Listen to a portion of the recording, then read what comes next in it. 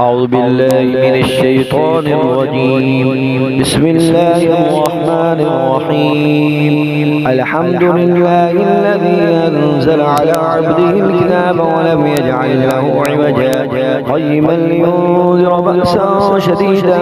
من لدنه ويبشر المؤمنين الذين يعملون الصالحات أن لهم أجرا حسنا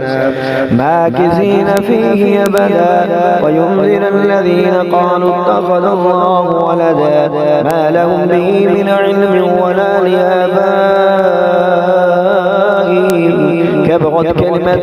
تخرج من أفواههم إن يقولون إلا كذبا فلعلك باقع نفسك على آثارهم إن لم يؤمنوا بهذا الحديث أسفا إنا جعلنا ما على الأرض زينة لها لنبلوهم أيهم أحسن عملا وإنا لجاعلون ما عليها صعيدا جرزا أم حسبت أن أصحاب الكهف الرقيم كانوا من آياتنا عجبا إذا والفتية إلى الكهف فقالوا ربنا آتنا من لدنك رحمة وهيئ لنا من أمرنا رشدا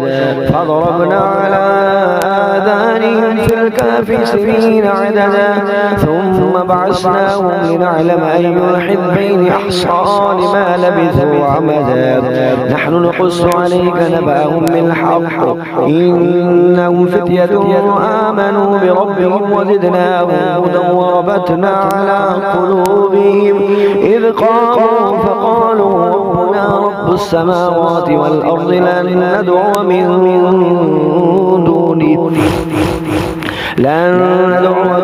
دونه إلها لقد قلنا إذا شططا هؤلاء قوم اتخذوا من دونه آلهة لولا يأتون عليه بسلطان بين فمن أظلم ممن افترى على الله كذبا وإذ اعتزلتموهم وما يعبدون إلا الله فأووا إلى الكهف ينشر لكم ربكم من رحمة وهيئ لكم من أمركم مرفقا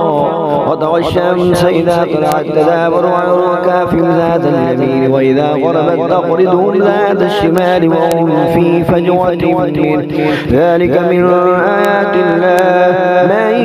يهد الله فهو المهتد ومن يضلل فلن تجد له وليا مرشدا وتحسبهم أيقاظا وهم رقود ونقلبهم ذات اليمين وذات الشمال وقلبهم باسط ذراعيه بالوصيد لو اطلعت عليهم لوليت منهم فرارا ولملئت منهم رعبا وكذلك بعثناهم ليتساءلوا بينهم قال قائل منهم كم لبثتم قالوا لبثنا يوما أو بعض يوم قالوا ربكم أعلم بما لبثتم فابعثوا أحدكم بورقكم هذه إلى المدينة فلينظر أيها أزكى طعاما فليأتكم برزق منه وليتلطف ولا يشغلن بكم أحدا إنهم إن يظهروا عليكم يرجموكم أو يعيدوكم في ملتهم ولا تفلحوا إذا أبدا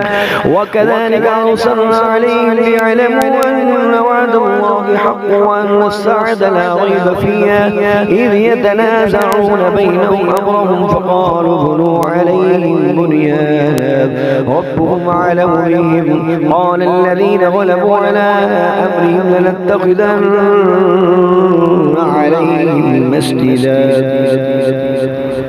سيقولون ثلاثة رابعهم كلبهم ويقولون خمسة سادسهم كلبهم رجما بالغيب ويقولون سبعة وثامنهم كلبهم ربي أعلم بعدتهم ما يعلمهم إلا قليل فلا تمار فيهم إلا مرارا زاهرا ولا تستفت فيهم منهم أحدا ولا تقولن لشيء إني فاعل ذلك غدا إلا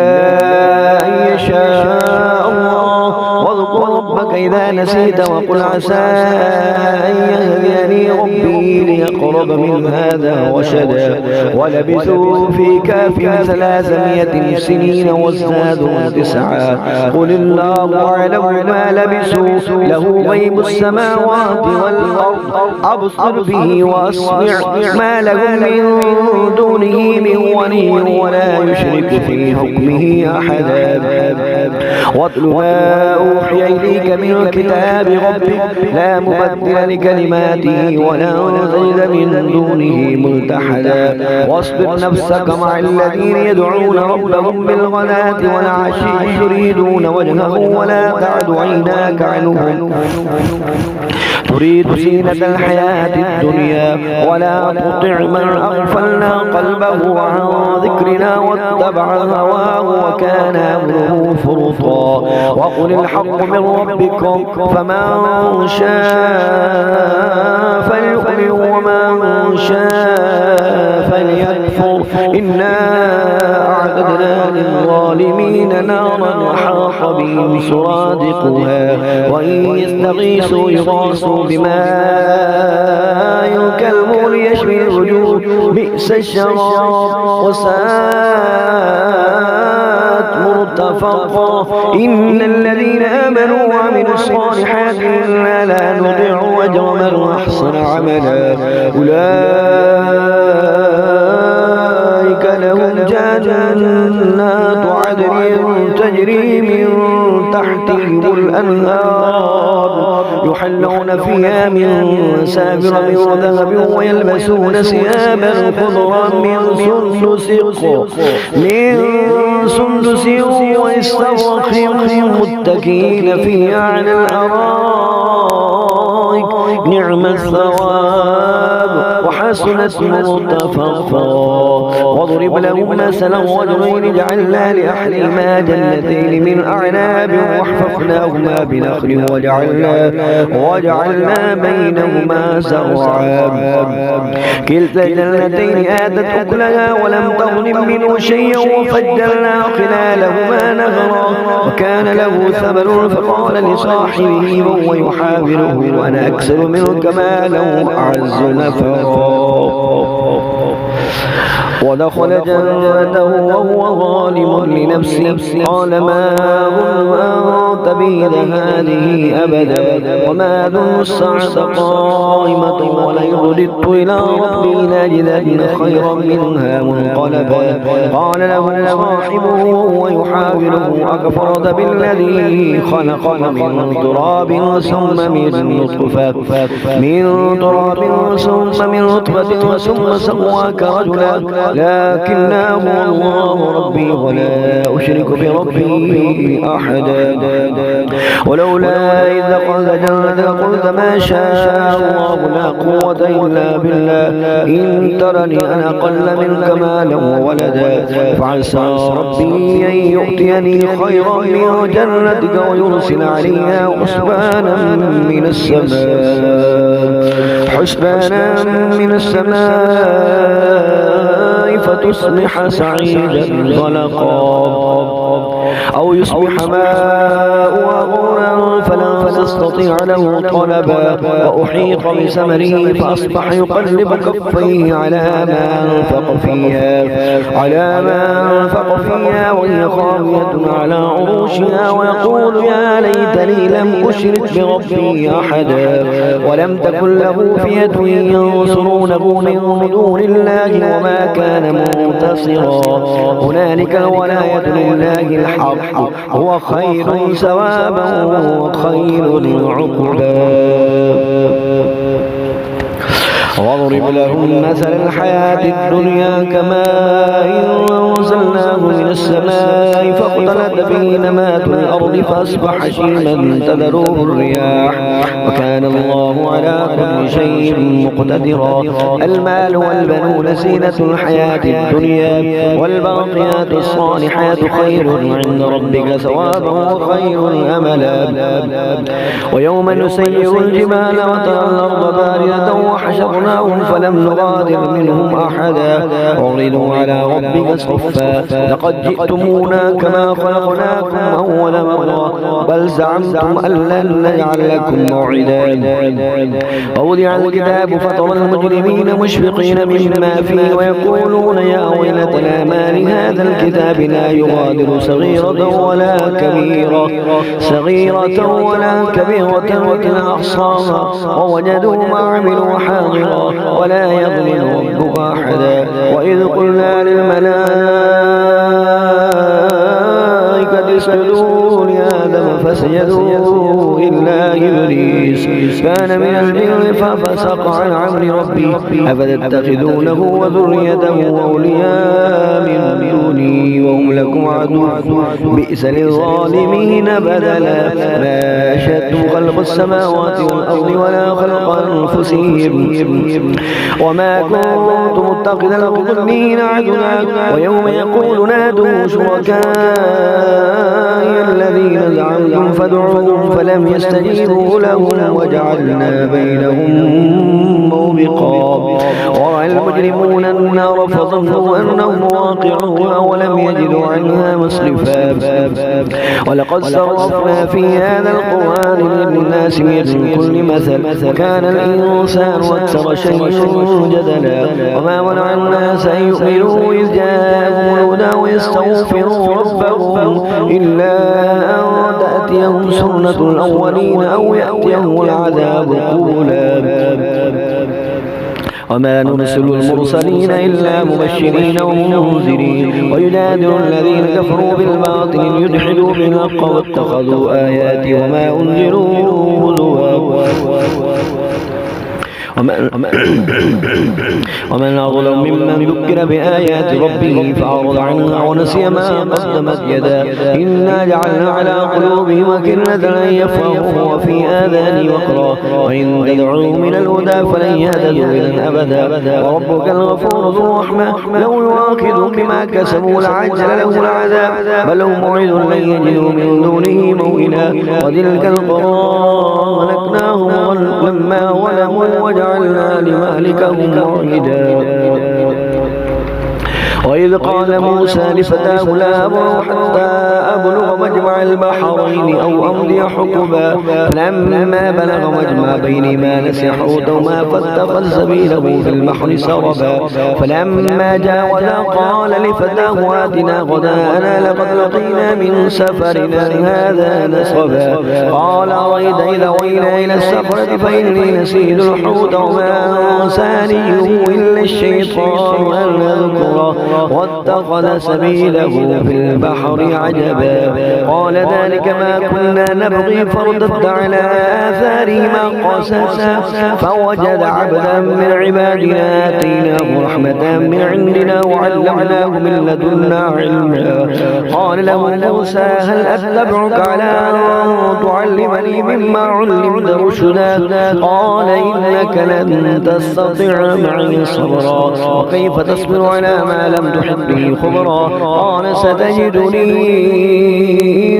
إن شاء الله صابرا ولا أعصي لك أمرا قال فإن اتبعتني فلا تسألني عن شيء حتى أحدث لك منه ذكرا فانطلقا حتى إذا ركبا في السفينة خنقها قال خرقتها لتغرق أهلها لقد جئت شيئا إمرا قال ألم أقل لك إنك لن تستطيع معي صبرا قال لا تؤاخذني بما نسيت ولا ترهقني من أمري عسرا فانطلقا حتى إذا لقي غلاما فقتلته قال قتلت نفسا زكية بغير نفس لقد جئت شيئا نكرا قال لم أقل لك إنك لن تستطيع معي صبرا قال إن سألتك عن شيء بعدما فلا تصاحبني قد بلغت من لدني عذرا فانطلقا حتى إذا أتيا أهل قرية استدعما أهلها فأبوا أن يضيفوهما فوجد فيها جدارا يريد أن ينقض فقام قال لو شئت لاتخذت عليه أجرا قال هذا فراق الفراق بيني وبينك سأنبئك بتأويل ما لم تستطع عليه صبرا. أما السفينة فكانت لمساكين يعملون في البحر فأردت أن أعيبها وراءهم ملك يأخذ كل سفينة غصبا. وأما الغلام فكان أبواه مؤمنين فخشينا أن يلقهما طغيانا كفرا